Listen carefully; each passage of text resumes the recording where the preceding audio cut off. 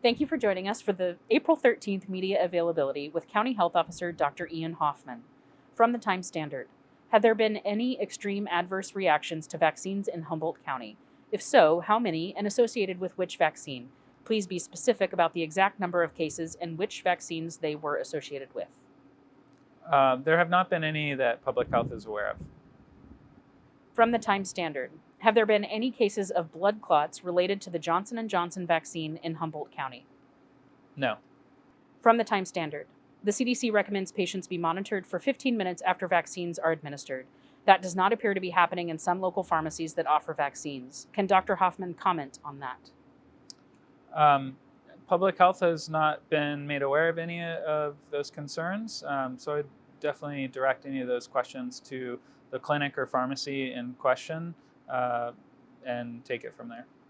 From the Times Standard, has HSU had any discussions with public health about potentially requiring vaccinations for students who live in the dorms and students in athletic programs? So I am aware of a national and statewide debate on this, and their public health would definitely support, fully vaccinating as many of the students coming back as possible. But I really think overall that question should be directed to HSU administration.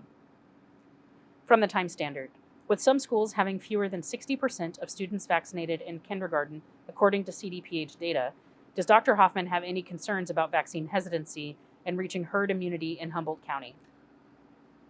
Yes, I think all of us have those concerns, not just for Humboldt County, but for the state of California, for the country, for the world. This is really our tool to get out of this pandemic, but we recognize there are some people who have valid concerns about vaccination, about this vaccine. I think the most important thing is to hear people's concerns, listen, and try to address them the best we can with information and knowledge that's truthful and factual. From the North Coast Journal, you and other officials have asked residents to bring a photo identification or a document like a utility bill with the person's name on it when showing up to a vaccination appointment. Some feel that poses a barrier to vaccination, as houseless residents may not have an ID or such documentation, and undocumented residents may be apprehensive about presenting such documentation for fear of its immigration consequences. Are there alternatives for people in this situation? Yeah, there's a lot of different options, and we definitely are trying to set the bar low. So this is not an official piece of documentation. It's really something that can match the name on the appointment with the person who shows up. It could be, a membership card to Costco or some other grocery store. Just anything with your name on it that matches the name on the appointment. So there's no official requirement. As far as homeless outreach, Open Door is working with us closely to do homeless outreach in the homeless community, and those are really individual efforts, not through the mass vaccination clinics. So those would have very different requirements in terms of their documentation status. From the North Coast Journal, the federal government this morning decided to pause federal administration of the Johnson & Johnson vaccine after 6 people suffered blood clots potentially linked to the vaccine. Will Humboldt County follow suit? And if so, approximately how many vaccination appointments will that disrupt this week? So yes, we're definitely following suit with both CDC and CDPH. The total number of appointments, not exactly sure countywide because we don't control all of those. I know for public health, it is several hundred appointments. From the North Coast Journal, why did Humboldt County's vaccine allocation increase so dramatically this week? And do you expect allocations will continue at this level or even increase further in the coming weeks? So we have been expressing a need for more vaccine for months now in Humboldt County, and the state was finally able to meet that need and give us doses to help us get to our goals. I am not confident that we will continue to get that level of vaccine, especially given what's going on with Johnson & Johnson pause, with the administrative error in a plant that was manufacturing Johnson & Johnson. and with small decrease that's coming to California over the next couple of weeks. So I really want to encourage everyone to take this opportunity to use these vaccines that are here. We have them now. We want to get them into arms as quickly as possible because we don't know for sure that we'll have this much in the future. From KMUD News. Europe has delayed the rollout of the Johnson & Johnson vaccine. Meanwhile, the United States is seeking to pause its administration due to a potential link to a rare blood clot disease. Will Humboldt County continue to use the J&J shot? Do you have any concerns? So we're not going to continue it until it's cleared by CDC and CDPH. The concerns are that we are concerned. That's why we're pausing it. The entities who oversee this, the ACIP, the Western States Conference, are going to look into this. And when and if they clear it, we feel confident that we will be able to give the vaccine again, just as we did after the Moderna pause. And now we've given millions and millions of doses after that without any problems. From KMUD News. Are enough Humboldt County residents signing up for vaccines? Has the county sent extra doses to other neighboring counties? The clinics are filling up. We definitely want to continue to encourage everyone to fill those up.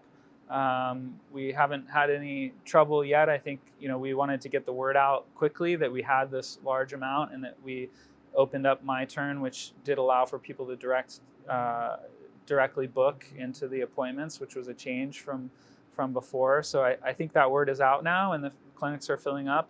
And so far, we have not directed any of our vaccine to any other counties. From KMUD News. Our area seems to have a high ratio of vaccine skeptics. Are their concerns valid, or are they putting our community further at risk? Everyone's concerns are valid. I mean, we definitely don't want to be dismissive of people who are critically thinking about the vaccines. We recognize these are new vaccines. People are certainly having reactions. There are things like what's going on today. So yes, we want to hear everyone's concerns, but we want to remind everyone that these are also safe and effective vaccines. And even given what we're dealing with right now, we always are measuring the potential rare side effects from a vaccine versus the much more common and often deadly consequences of getting the diseases we're trying to prevent. So, we want to continue to hear everyone's concerns, and we hope that we can, be open to that and move the vaccine effort forward by listening and hopefully getting more and more of our population to get vaccinated. From KMUD News. With a record number of vaccines being administered, is California's full reopening going to be safe for all residents, or are we still at risk of another wave? It's a great question. I hope that the more vaccine we can get out there, the more we'll feel confident in reopening. From the Redwood News. Humboldt County Public Health announced earlier this morning that it will follow CDC and FDA recommendations and pause the use of J&J vaccines. Can you explain why the county is doing this and what this means for the 650 doses of J&J the county was set to receive this week? How will this impact local vaccination clinics planned for this week or next? Should local residents who have gotten the J&J vaccine be concerned at all? The reason we're doing this is for safety. I cannot stress enough how important it is that we maintain a safety record for all of these vaccines that is to the highest standard. And so that's what we're seeing right now. When and if this is cleared, we will feel confident moving forward and we will open up that vaccine just as we have in the past with pauses. I don't think this is really going to have any effect on our vaccination effort. We have plenty of other doses in county currently to make up for this. So we're luckily in a really good place given the large number of doses we got this week. So if this pause is short, it absolutely will have no effect. If it lasts for even a week, I think we'll still be okay. If it's lasting longer than that, it could have some impact to the number of vaccines getting out into our community. But time will tell. We need to wait and see what the ACIP and the Western State Conference says tomorrow. From the Redwood News. Last week, Public Health was advertising there were hundreds of vaccine appointments available for this last weekend, but they seem to have filled up relatively quickly. What's the current supply and demand of COVID-19 vaccines locally? Is local demand for the vaccine meeting or exceeding the supply of vaccine the county is being allocated? Are all vaccine doses still being used each week by the county like in the past? Yeah, the demand has definitely outstripped the supply. We're finally to a place where we have a very large supply, and I think that also coincided with us starting on my turn, and people getting used to that. So once we got the word out, that those clinics filled up very quickly, and we're seeing the rest of the clinics that we open up to 1,300 doses in a day are filling up, rather quickly. So I think the demand is still very high, and we hope that we can continue to meet that demand with this increased supply. We have always used up our vaccine within 7 days, and we plan to continue to do so as long as the demand is there. From the Redwood News. With everyone 16 and older now eligible for a vaccine, can you quickly recap some of the most common side effects that people may experience after receiving a vaccination? For Pfizer and Moderna, are side effects more common or more severe after the second dose versus first dose? What are some ways people can relieve common side effects? Yeah, side effects are common with every vaccine. With these vaccines, they are all three are really the same. The most common would be some soreness in the arm, maybe some redness or swelling around the site of the vaccination. Other people have experienced chills, body aches, headaches, fever. Again, all things that are common with the immune response to the vaccine, really telling us that it's working, that your body's making an immune response. The things that people can do to alleviate symptoms are, if anyone's looking for more information, you can always go to the CDC website. They have a great handout on how to alleviate these symptoms. But some of the things that we recommend locally are putting, a cold compress on the area if it's hurting or swollen, taking something like Tylenol or ibuprofen if you need to, for fever, headache, body aches, and definitely if you're having more severe symptoms or you have questions about your symptoms, calling your doctor to follow up, or if you're feeling really ill, getting emergency services help. From the North Coast News. Will the J&J pause have a significant effect on overall vaccine supply locally? Hard to say. I think that we know that the J&J factory issue was going to affect nationwide supplies, and California, the state of California, had been talking about how that is going to contribute to a decrease in vaccine over the next couple of weeks. The pause probably won't have a significant impact if it's lifted in the next few days or week, considering that locally we have plenty of vaccine on hand to make up for that. From the North Coast News. What advice do you have for people who may have just gotten the J&J vaccine? What should people be aware of with their symptoms, and for how long? Well, I would encourage everyone who's getting or who's already gotten the vaccine to sign up for the CDC app called V-Safe. It's a place that you can put in your information about any side effects that you're having, even if they're mild, just, even if it's fever or chills or aches. But it can also help the CDC track these much more rare conditions. Anyone who's gotten it, it's still, I think, a safe vaccine. These are extremely rare events. 6 people out of nearly 7 million is extraordinarily rare. So I don't think anyone should be worried. If you're having severe symptoms, you should definitely seek medical attention. 2 to 3 weeks seems to be about the time frame that this particular condition might develop. in someone if they were to have it. From the North Coast News, do you think the announcement of this pause will increase or decrease hesitancy? I can't make any predictions. I hope it would not sway anyone from getting the vaccine, any of the vaccines. We know that there are rare complications with vaccines for all of them, and so if this is cleared for safety, I would encourage everyone to continue to get it. Our state health officers got the J&J, and they definitely stated today that they feel great and they would do it again, and they're not worried or concerned at all.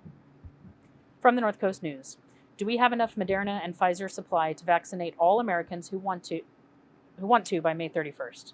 That's what we're hearing from the federal government, and I hope that's true, but I definitely would encourage the reporter to go seek out federal sources for that information. From the North Coast News, what is the county doing to reschedule J&J appointments? So anyone who had a J&J appointment canceled should go to My Turn, and you should be able to reschedule that for a different kind of vaccine. From the North Coast News, are you at all concerned about the safety and effectiveness of the J&J vaccine moving forward? Leaving it up to the experts at ACIP and the Western States Conference, and I feel confident if they can clear this on safety that we will confidently go forward in using J&J here in Humboldt County. From the Red-Headed Black Belt, are you aware of any local programs for providing testing to people in congregate groups? Have any local schools implemented a regular testing strategy among students in order to monitor the level of COVID-19 on campus? Would this type of testing among a group of community members be useful in keeping an eye on potential community transmission? Yeah, many of the schools and youth sports groups have implemented testing programs to monitor for COVID-19, and they've done that in conjunction with both the state and local health resources. This type of testing is definitely useful, and would encourage it for anyone who has a business or a group that wants to come together. A lot of the new guidelines from CDPH around reopening are allowing for increased capacity if you're doing either proof of vaccination or testing. So I think that clearly going forward, that more testing is going to help us feel confident, and more reopening as we are in this in-between period where we have a portion of our population vaccinated, but it's not yet enough to feel confident that we're safe, that we can all go out and commingle in society, that we need to still keep some of those checks and balances, and one of the most important ones would be testing. From the Red-Headed Black Belt, have any relatively new variants of concern been identified in Humboldt County? No new ones. We have had several of the West Coast variants, but no other variants of concern have been found in Humboldt County. From the Red-Headed Black Belt, if a person has been vaccinated, would they test positive for COVID-19 antibodies because of having had a vaccine shot? Is this answer the same for all three, Pfizer, Moderna, and the J&J? So all of the vaccines are creating an antibody to the spike protein or the S protein. So any antibody test that's testing for the S protein would show positive whether you had infection or if you had the vaccine. There's a different antibody test called the N, or the nucleocapsid protein antibody, that would only be specific to infection, because the vaccines do not produce that antibody. From the Red-Headed Black Belt, is a natural exposure to COVID-19 as likely to prevent repeated infection from it as a vaccine dose would be? In the same way that chickenpox parties purposely expose people to chickenpox, would inadvertent or purposeful exposure to COVID-19 have the same effect? What do you think about concerns expressed by people hesitant to take the vaccine, who say they would prefer to achieve natural immunity? So the evidence to date definitely strongly supports that the vaccine is a better immune response than natural immunity. We have seen waning of the natural immunity within 90 days, and that does not appear to be the case. And so some of the thought of that is that the S protein, or the type of antibody that is being produced from the vaccine is more specific and stronger to the COVID-19 virus. From the Redheaded Black Belt. Also, what are the local changes now that the Johnson & Johnson vaccine has been temporarily suspended? I don't think it's going to change anything locally. From reporter Daniel Mentz. At your last supervisor's update, you said there's been a 1 per day stream of COVID hospitalizations, but in the last few weeks, the dashboard hasn't shown that, and there's been only one new one on there in the last week. Is there an explanation for this? The hospitalization rate has been going down. It hasn't been going down quite as fast as I think would be reflected in the case rate.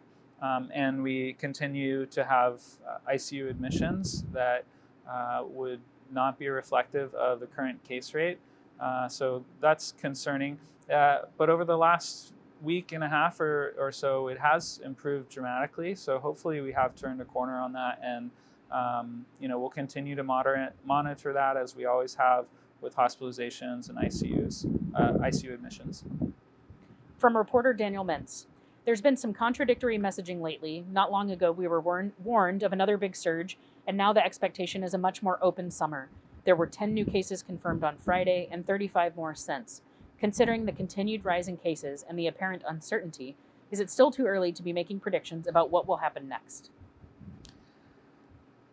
It's always hard to make predictions in this pandemic. I think I would point to Michigan right now, and we hope that would never happen here in California, but it is a cautionary tale, and I think we all need to watch that. And that's the reason that we've been very cautiously reopening California, and in that cautiously reopening Humboldt County.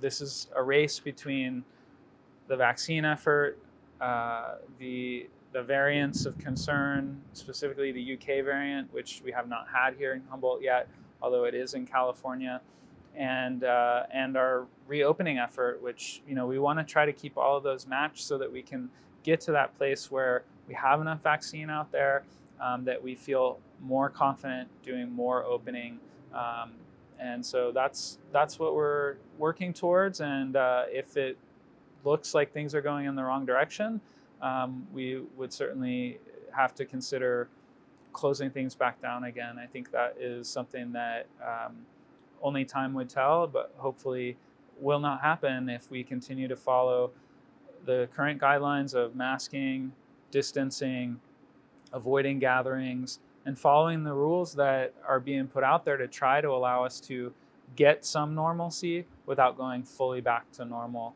until we have a lot more vaccination. Thank you, Dr. Hoffman. Thank you.